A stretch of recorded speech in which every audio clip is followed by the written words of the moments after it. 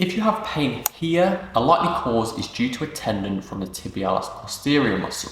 This isn't the most common and often confused with other things. There are some specific exercises you'll want to be doing to help with recovery from this, all that we are going through in this video.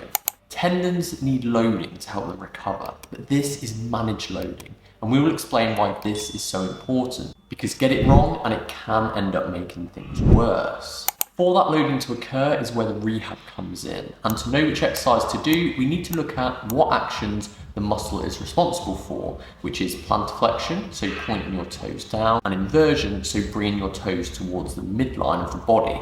And it also adds support of the medial arch.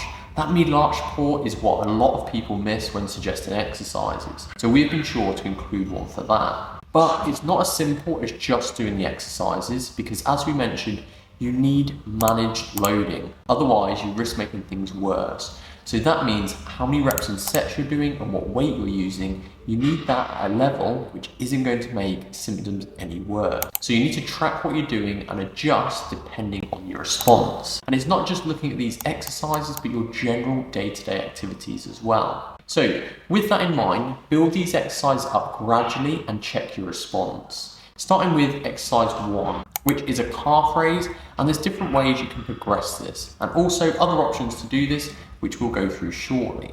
This will get the plantar flexion movement in, so start with a double leg, raise up and hold for a second, and then slowly lower. To progress this, you can go off a step, and then to a single leg to make it even harder. But again, you need to work at a level, not to overload it. Exercise 2 is working the same plantar flexion movement, but with a bent knee, and something that can easily be progressed or regressed depending on the weight used, to get that loading tolerance right. Exercise 3 is the final exercise working into plantar flexion and involves doing a calf raise, but to add more bias towards the tibialis posterior, squeeze a ball between your heels while you're doing it. Again, slight hold at the top and slowly lower. Exercise 4 is moving on to more of the inversion action of the muscle. The first being a hip adduction with a cable, and this has a big benefit.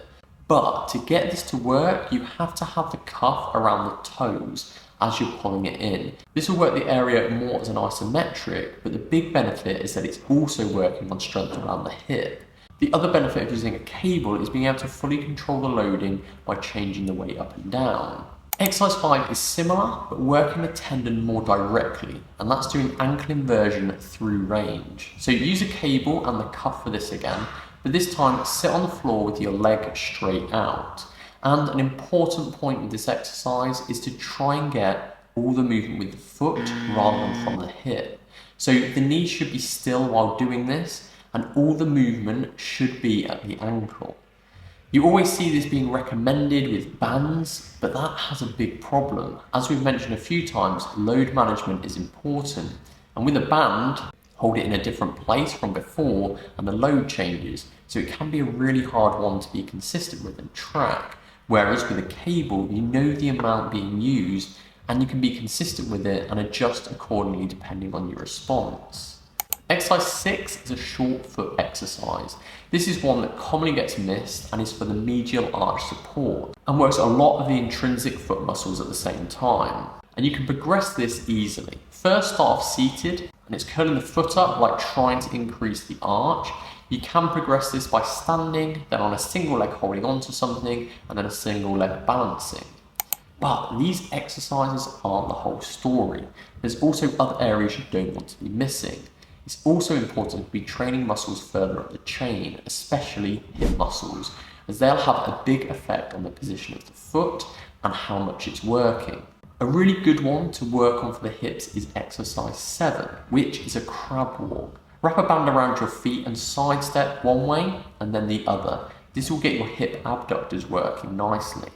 Track these exercises and check your response. In order to build up safely and effectively, watch this video here, which goes through how to progress and what rep and set ranges to use and how to adjust them, alongside further information about modifications, an important part of overall load management.